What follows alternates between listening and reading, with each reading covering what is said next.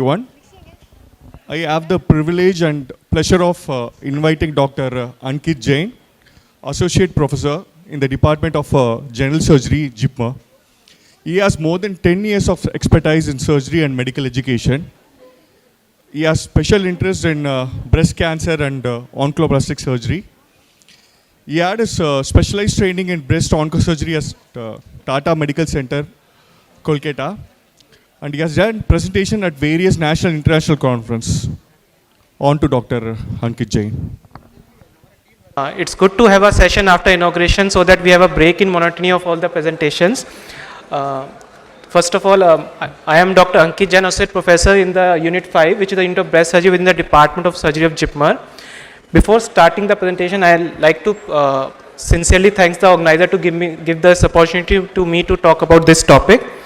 And I would like to pay my gratitude to my guide, Dr. N.S. Harke, my seniors, Dr. Kadambri and Dr. Gomti Shankar at JIPMER, my teachers, Dr. Rosina and Dr. Sanjit Kumar at Tata Medical Center, Kolkata, my family and my patients. Because of these people only, I am able to reach this stage.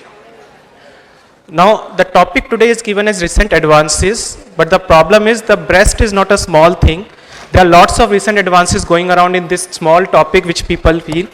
First, before we go to recent advances, I want you people to understand that when we talk about breast cancer, it's a multimodality treatment. We have something for surgical part, we have something for medical oncology and a lot of part from radiation oncology also. So all these fields are undergoing lots of changes. When we talk about recent advances, I don't know how much I should speak about last 5 years, 10 years or 15 years. And even without knowing the past, talking about recent advances will not make much difference. Another thing to make a note here is breast cancer is the most common cancer in India and world over. In past 2-3 years, it has taken over all other cancers. So as a clinician, you will come across this entity a lot, whatever field you choose, whether you go to medicine, medical onco, surgery, dietitian, genetics, any field you go, this disease will come across you. Second thing is, look around you, think about your family. We always have some female in our touch who we will be worried about their treatment or screening or diagnostic part. So for personal level also, this topic is quite interesting and to value to you people. So as I said, it's a multimodality treatment. We have something for surgical, something for medical oncology and something for radiation oncology. In surgery, when we talk about breast cancer, there is a surgery for breast and there is a surgery for axilla. Medical oncology, we have something called chemotherapy, something called targeted, something called immunotherapy and something called endocrine therapy. Before going to recent advances, I just want to give a small introduction to this small topic of breast cancer and just let us have an idea how small it is. So when I talk about breast cancer, when I see a patient or a report, the first thing which comes to my mind is histological classification. There are more than 21 histological types of breast cancer defined by WHO. And there are 3 grades. So each of the histological one can have 3 grades. Obviously, which some histology has more common some type of grade, but it's possible for each histology to have each type of grade. So 21 into 3 can be 63 type of tumors. Then we have T and N stage. From Tx to T4, we have at least 4 to 5 T stage, and N1 to N3, we have 3 or 4 types of N stage. So add 63 over that, that's T and N stage. Then comes the molecular classification. Something called estrogen receptor, progesterone receptor, HER2/neu expression, Ki67. Any tumor can have any combination, ER negative, PR negative, HER2/neu negative or ER positive, PR negative, HER2 negative, lots of permutation combinations are there. Then something has come called genomic classification. The good thing is this is still expensive, not easily available, not routinely used even in the most of the top centers of the world. Therefore, based on molecular classification, we have given a surrogate classification for this genomic classification. Luminal A, luminal B, TNBC and basal, you will come across these terms when you go to your final year. And last not the least, genetic susceptibility. Genes have been identified which cause predisposition to the breast cancer, which runs in the family and it's associated with other cancer also, ovarian cancer, colon cancer. So this small topic is not so small, it's very heterogeneous. If you add all this combination, it's not like one patient walks in my clinic and second patient walks in my clinic, both will be same. Both can be completely different. So the treatment is depending on these factors, and not even on these big factors, small factors like menopausal status also affects the treatment plan for a CA breast patient. So keeping all this in mind only, we have to define the treatment for a patient. Aims of treatment in carcinoma breast, when we talk about the treatment for carcinoma breast for a patient, the first and always will be to have the improved overall survival. Second is having a improved survival with minimum chances of having a recurrence at the local site. And the last thing is to have a good quality of life. This we'll talk about again and again during my presentation whenever this topic will come up. Anyone can tell me who is this? Final year students or someone? This is a very prominent personality. He was quite famous and quite powerful at his time. He is Halsted, and this is the surgery not given by him but popularized by him, but now everyone knows this surgery by his name. Radical mastectomy. Basically, he defined removal of whole breast, skin, pectoralis major, minor and all the lymph nodes. And something like this will be the end point where the wound is covered by a skin.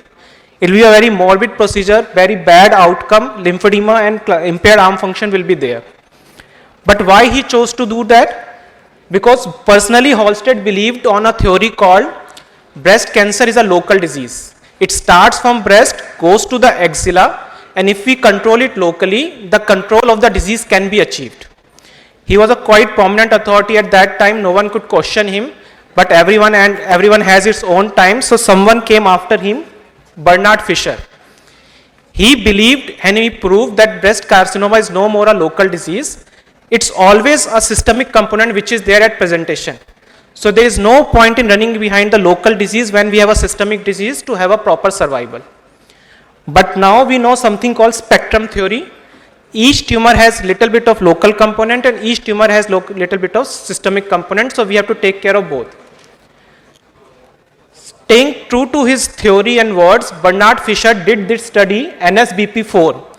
I'm just giving you a brief past knowledge to work on the recent advances. He compared the Halsted surgery from the normal total mastectomy, in which he removed only the breast, required part of the breast, and kept the skin intact. What he found was local recurrence is not different. In fact, local recurrence is less in total mastectomy with radiotherapy. We need not do that radical mastectomy. More important than that is overall survival is same. So why to have a morbid procedure when it is not affecting the overall survival? And that was the outcome of this. Radical mastectomy does not confer a survival advantage. So then this concept of modified radical mastectomy came. We came down from radical mastectomy to modified radical mastectomy and total mastectomy. In this, we don't remove the major, we don't remove the skin envelope, no grafting is required, and nice scar is given to the patient. Flat chest, which people have heard nowadays. Everyone talks about going flat and all those things. Radical mastectomy, modified radical and total mastectomy. What next? Was that the end point of having a good local control? Bernard Fisher went one step ahead, and there are 6 landmark trials. They are called landmark because they change the way surgical therapy is perceived in CA breast. I do not expect you to read the whole table, but the most important thing to read is local recurrence. In BCT group, local recurrence is either similar, little bit more, or in one study less than the mastectomy. More important than that is overall survival. In BCT group, overall survival is same as mastectomy. And all these studies were done in the era of 1970 to 1990. Okay? But somehow this idea has not percolated well into the countries, our countries. This is some taken as a foreign concept. But just see, this idea was already pointed at 1970 to 90, and breast conservation is a better idea for a CA breast patient.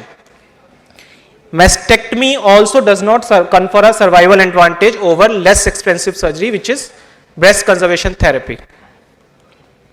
These are the some articles, we cannot go through them that, but over those next 30 years, 15 lakh patients, 2 lakh patients, this meta-analysis of 9 lakh patients.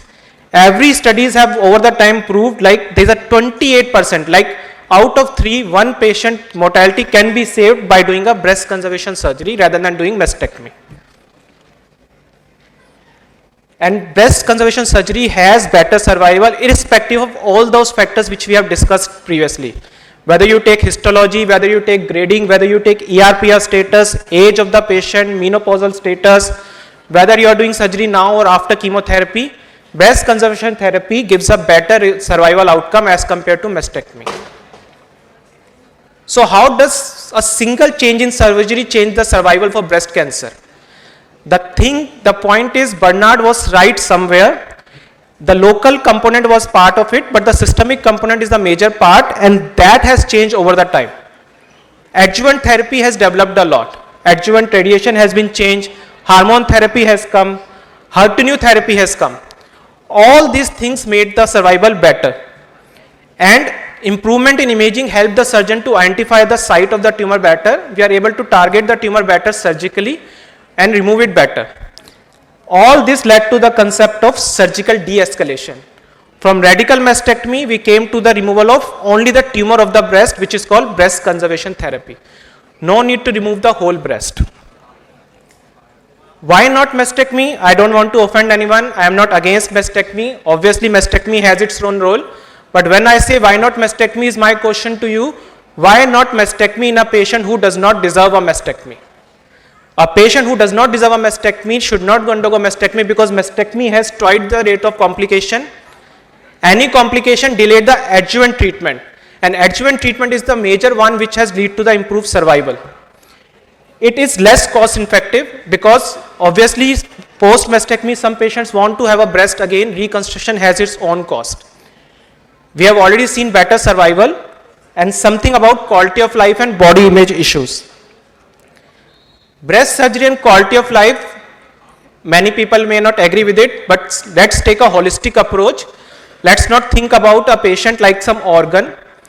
The breast physically and psychologically is an important part for a female body.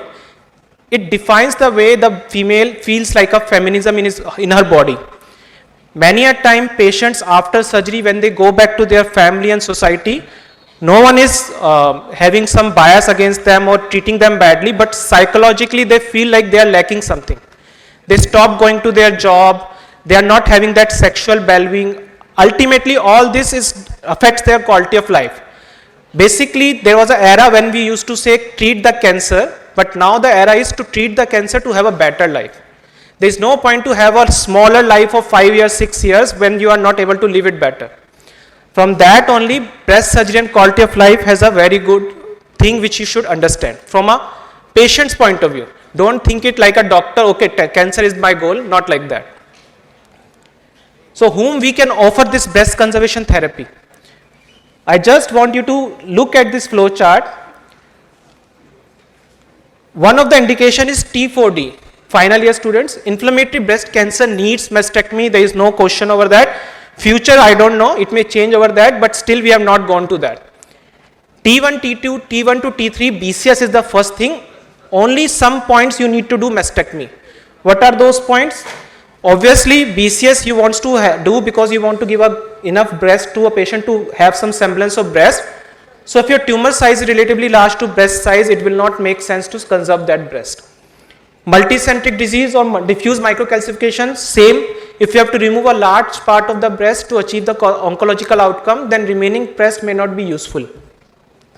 Diffusely positive pathologic margins, oncology is the boss, okay? Cosmesis is always important but comes next. So if your margins are persistently positive, you cannot leave the tumor behind and say to a patient, okay, have a good quality of life. Recurrence after BCS, again, BCS versus mastectomy, both medically and patient choice is there. BCS always goes hand in hand with RT. If you are not able to give radiotherapy, then there is no point in doing BCS because again your oncology will get defeated here. So for poor cosmetic outcome, what can we do rather than doing mastectomy? We found something called chemotherapy. Give the chemotherapy, tumor shrinks in size, makes it easier to operate with a good semblance of breast. Same, you can have something called oncoplastic BCS. There is a simple BCS, there is a oncoplastic BCS. If you can apply the concept of oncoplastic BCS, this group of patients can be managed with BCS. And same thing applies to multicentric disease and diffuse microcalcifications. If you can remove the wide enough area and still manage a beautifully looking breast, go ahead. But oncology should come first. Removing all these from our equation, the only thing remaining is these three indications which are absolute for mastectomy.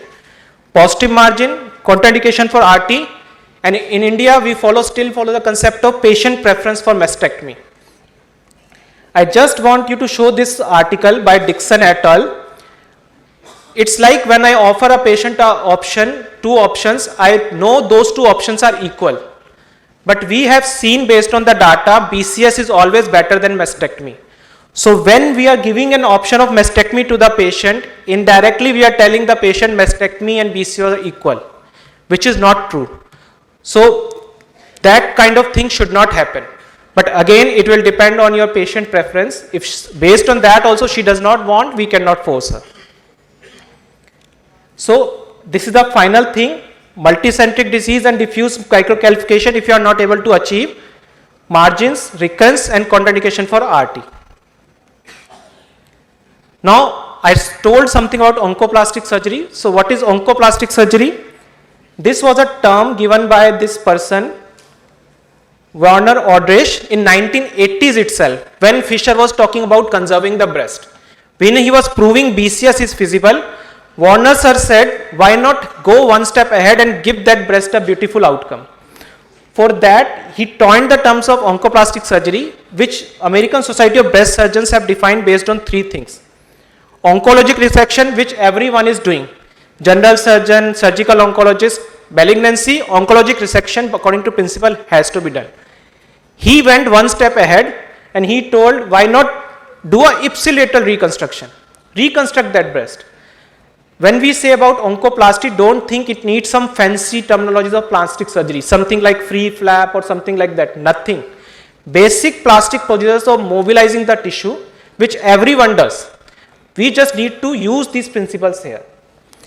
And last thing is, obviously this breast may become smaller or different. You want to give another breast also, same thing. Here, my personal view is different. Oncologic resection we do in JIPMER, or other oncoplastic surgeons in India. Ipsilateral reconstruction we do. Contralateral symmetry in Indian population is something to not able to achieve easily, because no Indian woman easily agrees to let opposite breast be operated without any disease.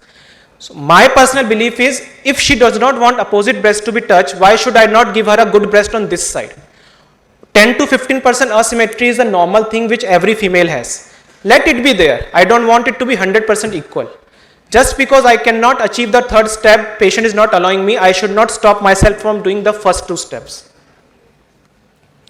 So we came from radical mastectomy, came down to modified radical mastectomy, simple BCS. Simple BCS is remove the tissue and close the skin.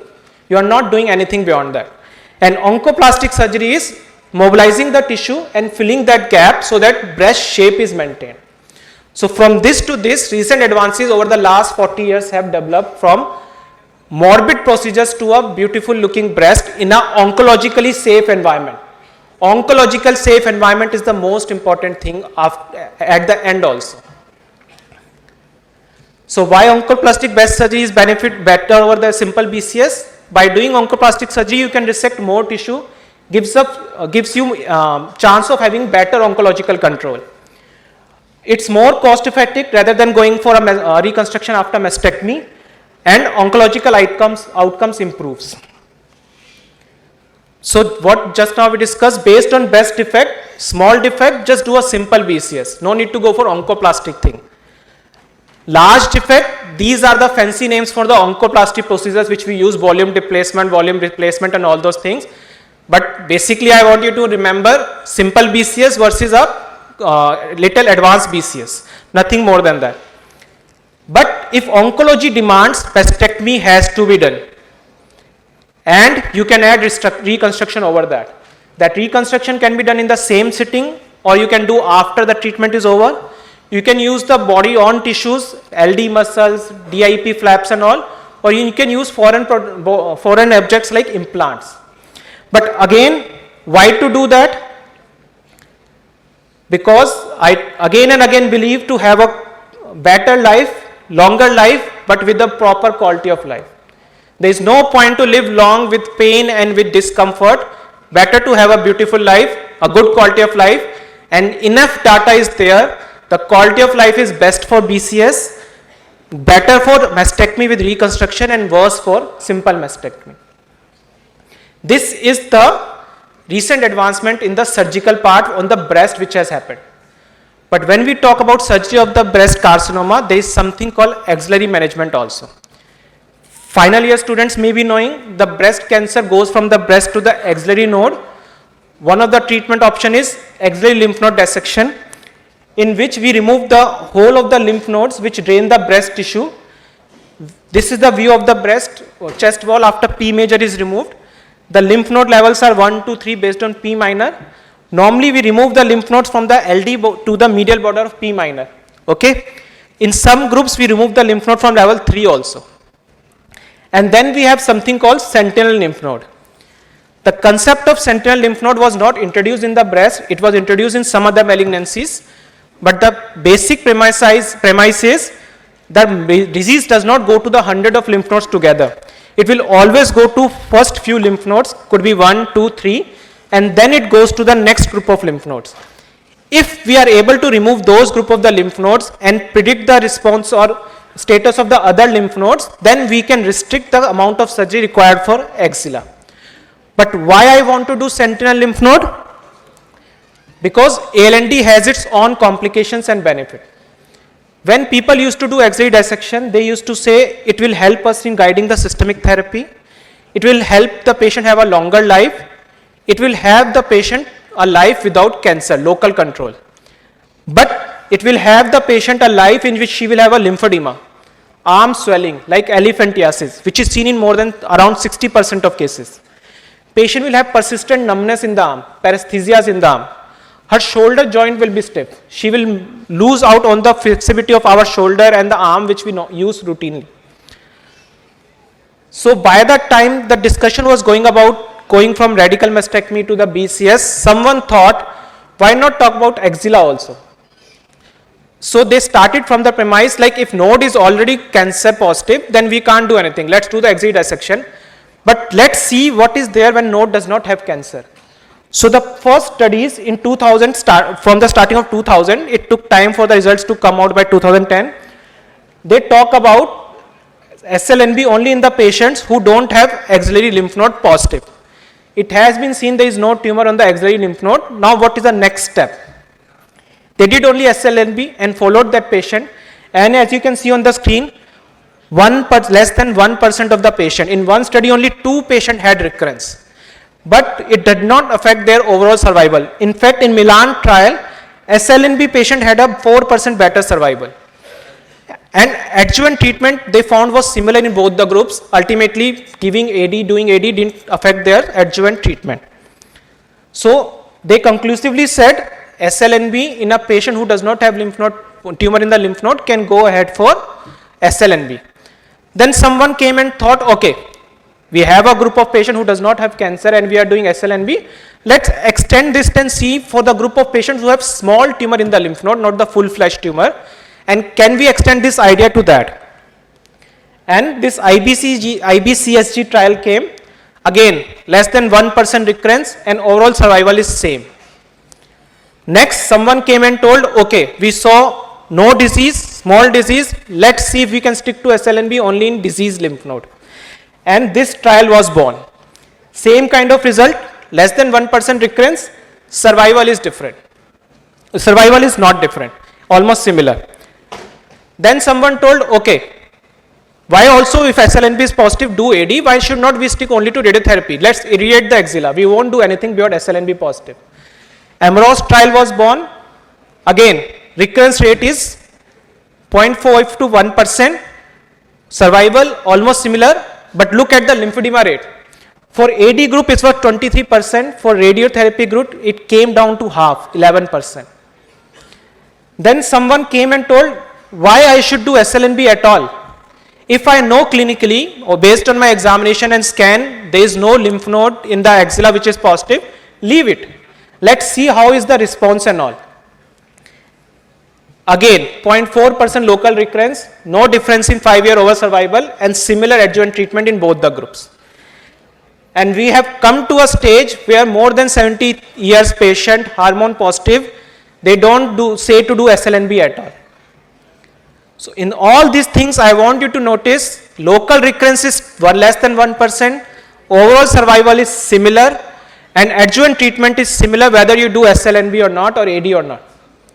Another thing I want to know, you people to notice, see the survival.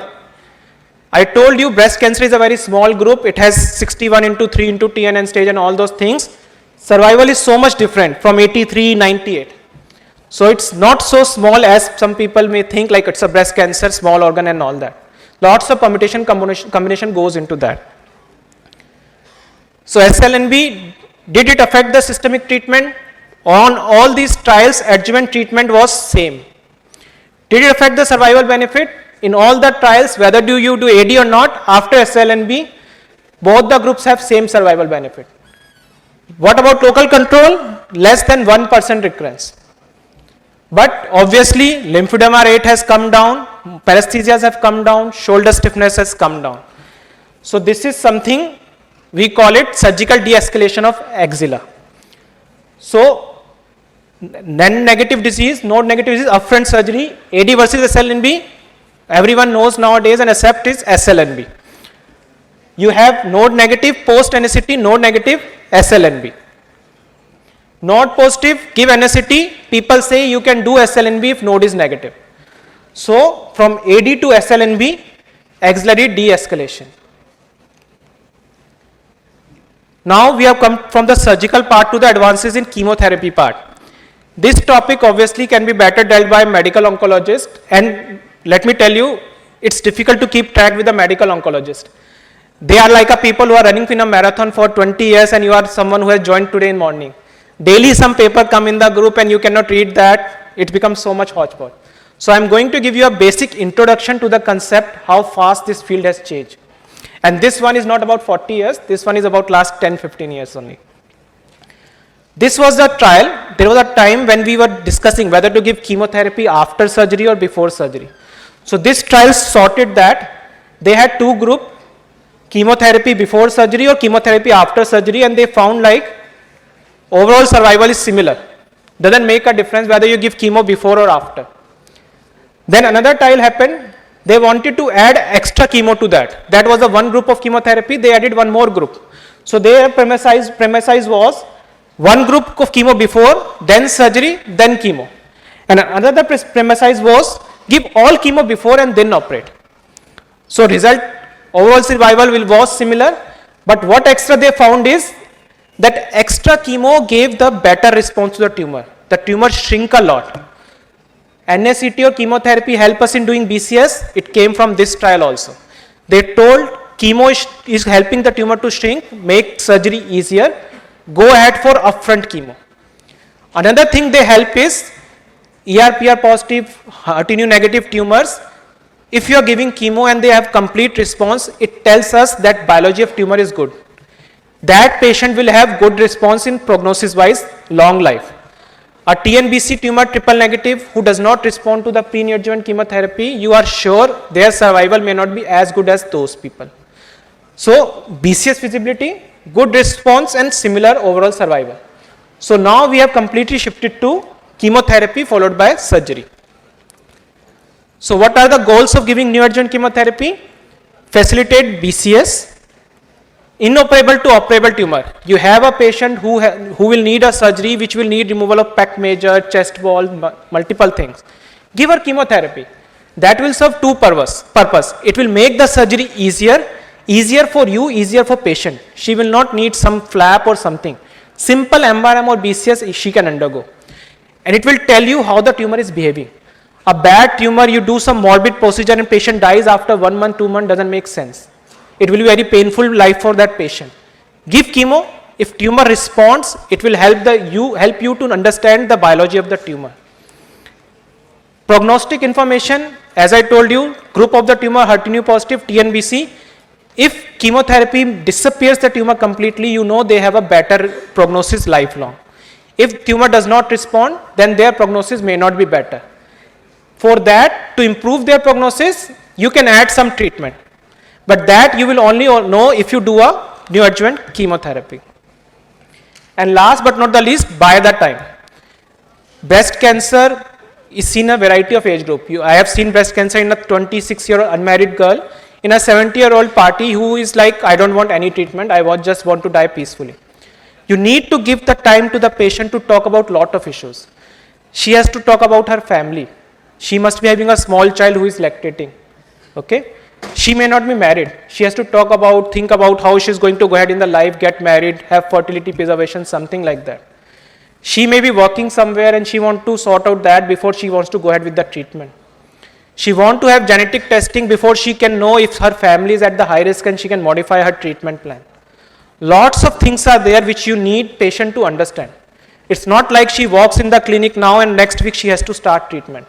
Cancer therapy should not work like that. You have to give the time to accept the diagnosis, and it's a long journey. For breast cancer, the journey lasts for 6 months to 1 year. For other cancers, maybe it's longer. So this buying time chemotherapy can help you a lot. This is from NCCN guidelines. This is the guidelines from National Comprehensive Cancer Network which we follows. Basically, I want you people to remember one thing. CA breast, you can give neoadjuvant chemotherapy even if they are small. Just because you have a knife and patient has a tumor in the breast which can be operated, don't go ahead and operate. Take a time, think about it, whether this patient can benefit from chemotherapy. We all are from a good setup, but I have seen patients who are coming who have undergone surgery unnecessary, where they could have gone for chemotherapy followed by modification of treatment. Just because cancer can be operated, should not be operated immediately is the message I want you people to understand. As I said, medical oncology department is on a marathon for 20 years. We have just joined them. There are lots of things which I cannot tell them in you people, and I will not be doing the justice to the topic. But just to give you an idea, HER2 positive have targeted therapies now, trastuzumab and pertuzumab. For triple negative tumors, we have immune checkpoint inhibitors, pembrolizumab. For ER/PR positive tumors, we have kinase inhibitors, palbociclib, abemaciclib. For genetic positive tumors, we have PARP inhibitors. And nowadays, they talk about de-escalate chemotherapy. Initially, we added 2 chemotherapies. Now they say, okay, let's see if some group of the tumors we can decrease the chemotherapy. So that small group of the tumor which we talked about, every part has got some development which is not so small. You have to sit and think which group of the tumor patient can receive. Last point of the topic today is genetic susceptibility. This has come up recently in the sense like awareness about this and availability of the testing has increased. The work on this was going for a long time. The basic thing to understand is breast cancer along with other cancers can run in the family. There are more than 20 genes which have already been recognized and recommended to be tested for. For final year students, BRCA1, BRCA2 is not the only one to be tested for. If you are testing a patient, someone asks you, there is a full panel of more than 20 genes which we have to test for. And it has implications. It's not like I want to have some personal knowledge. If that comes positive, not even that patient, her immediate family members, grandmother, mother, future progeny and all has to undergo for high risk screening, risk reduction surgery and cascade testing. And it has implication on surgery and chemotherapy also. Olaparib drug I just now told, that has some role in this group of patients. AIIMS Delhi, they published their data. More than 19% of patients, in every 5 breast cancer, 1 patient was found to have a genetic deficiency or high risk gene. BRCA1 and BRCA2 is always more common, but other genes were also there in more than 1/3 of the group. But AIIMS Delhi sits almost 2000 kilometers away. I am not interested in that. In JIPMER, we started our own genetic clinic. My senior Dr. Gomti Shankar, he is a surgical oncologist. In October 2022, in our population, Tamil Nadu itself, 21% of patients had pathogenic mutations. Okay? So we offer high-risk screening, we offer cascade testing. Once the patient is positive, we have to test the relatives, whoever is willing. We cannot force them.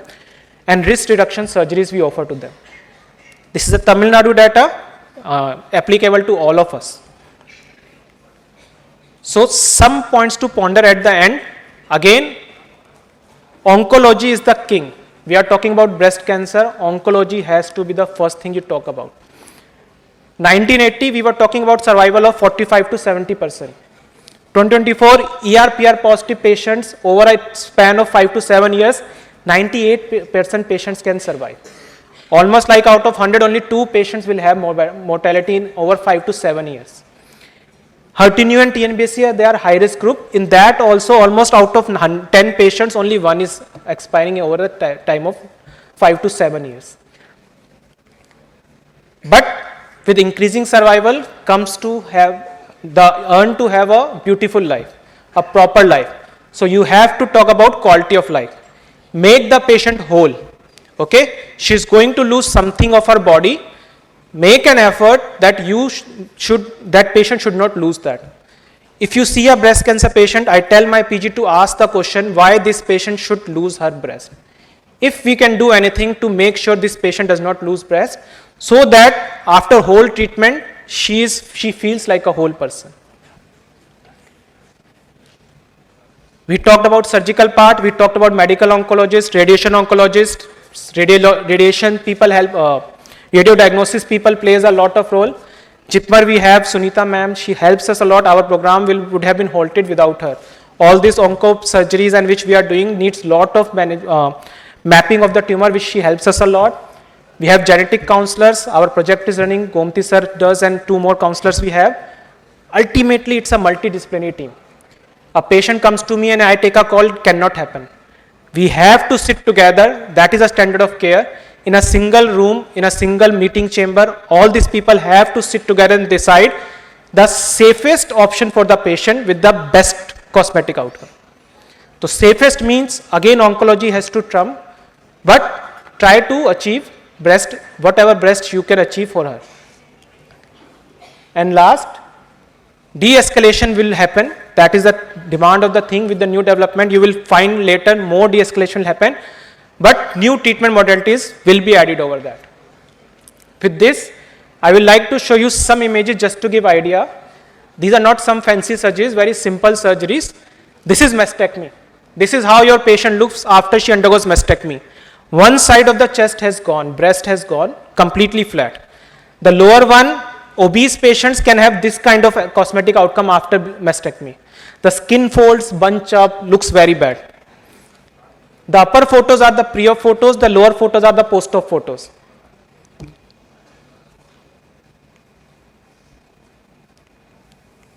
These all are different patients. This patient I always will remember because she literally cried with the tears of joy in post-op when I took this photo. She was a young lady, almost 31 or 30, like younger than me. I think only one child, not even family completed. She literally cried when I took this photo in the post-op period. All these are different procedures, but simple procedures, nothing fancy in that. Obviously, cosmesis is not the first thing here, so little bit difference can be there, but oncologically these procedures are safe.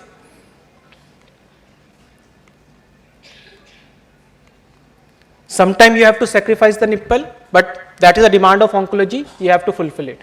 But again, breast mount and cosmetic wise, it looks better rather than undergoing a mastectomy.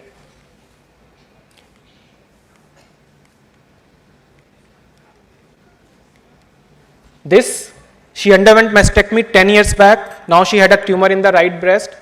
We were in double mind whether to do the mastectomy on the right side or do the BCS. We thought, let's do the BCS. Why to give her a complete flat chest? She has lived like this for whole life. Let her have the same life in the future also. So you can see the comparison between a mastectomy and a simple oncoplasty thing which can achieve.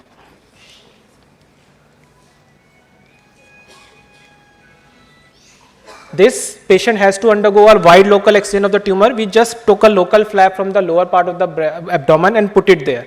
And in standing position, it looks okayish to me. I'm not so happy, but still better than having a flat chest.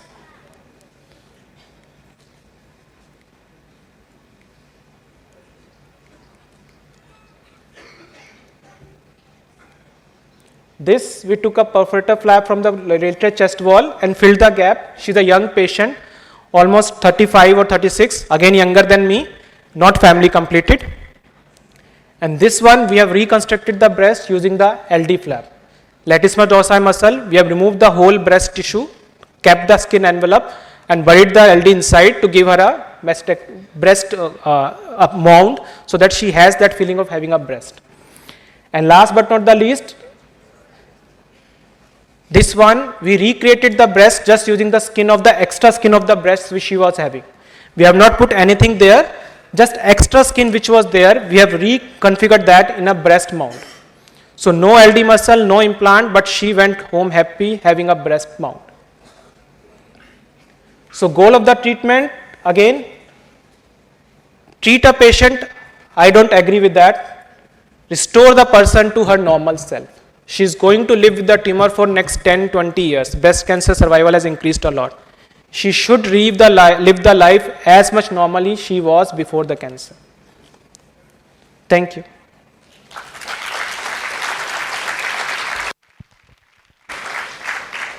Thank you, sir, for sharing your illuminating thoughts and deliberating the innovation and significant strides as a proof that we are getting closer to the cure and stronger in the fight. I call upon our chairpersons to offer their insight about the session. Congratulations. Thank you, sir. Breasts are organs which define femininity.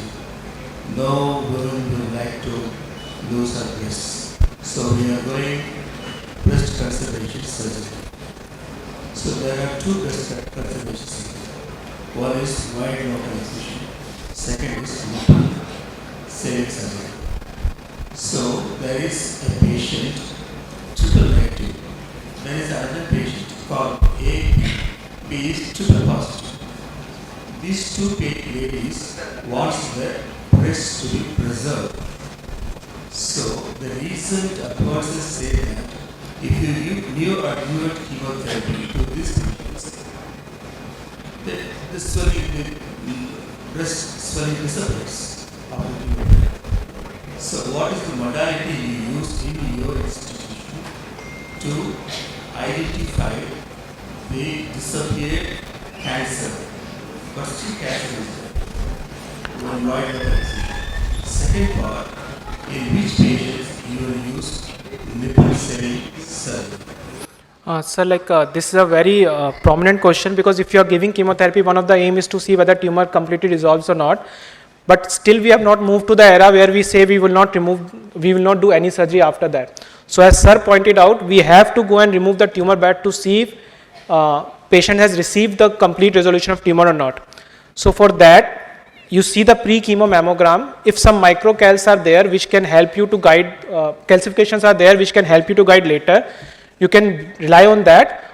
Or second thing people do is they put a marker before starting chemo, a metallic marker, titanium based or something, which stays there, and after chemo gets over, we localize that marker using ultrasound or mammography. They place wire or something like that, and we remove that part of the tumor bed, and then pathologists analyze that. Again, recent advances are happening. It may come in future that no surgery is required and surgeons may be thrown out of the job, but I'm not hoping for that time. So obviously we use some markers for that, sir. And second question was, sir? Second question is, you said that sentinel node biopsy. So there is a difference between axillary clearance and axillary sampling. In sentinel node biopsy, do you do sentinel node, you take the sentinel node alone, or you do sampling of the axillary nodes? Sir, we remove only the sentinel node. The definition of sentinel node we follow is like dual dye method we use, two different dyes, methylene blue and ICG. That is either you use methylene blue and ICG or methylene blue and technetium. Two methods have to be used. So that node which are both blue or green or palpable is the definition we use to remove, sir. Other than that, we don't do further sampling, sir. If we are not able to identify, then we may go for some sampling. Otherwise, we stick to this definition of our sentinel node, sir. So if clinically axillary nodes are palpable, still do you use sentinel node biopsy? So clinically palpable, I mean intra, when we open the axilla and we do sentinel, if we are able to find any node there, then we do. If pre-surgery only we can palpate some node, we'll obviously like to do FNAC and confirm the status before going ahead with our axillary surgical plan. So, last question is, in axillary clearance, how many nodes do you expect the surgeon to take out from the axilla? By definition, they say 10 nodes are the minimum nodes which has to be removed, but again this definition is controversial, some papers say and all, but for standard, all guidelines recommend 10 nodes has to be removed to be called as a adequate axilla. But as a surgeon, my target is not 10, because if I target 10, first of all I cannot count. If I target 10 now, maybe someday it will be 9 or 8. We always try to get more than 10. Thank you. Thank you. Thank you, sir, for vanishing our doubts, and thank you to the chairpersons for your keen expertise. I now invite Dr. Suresh Kumar, sir, to kindly do the honors and extend our heartfelt appreciation for the speaker.